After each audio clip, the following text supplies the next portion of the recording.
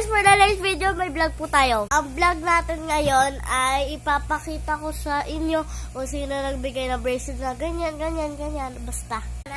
So, ito naman, yung unang-unang nagbigay dito sa akin. Si Tita Karen. Ayan siya. Ang haba pa nito sa akin. Kala ko nga, necklace siya. So, ayan, syempre Lord, kasi mahilig sila sa Lord, diba? Uso ngayon ang mga Lord. Next, ito naman siya guys. Ito yung bigay ng classmate ko, si Shana Lane.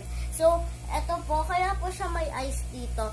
Para po, kung may tumingin sa iyo masama, ay titignan niya po na ng masama. Ganun. Dalawa lang ang natatapos natin. Pili ko ang daming part nito. Ito naman guys, yung nagbigay nitong maliit na tong siya. Dito siya guys.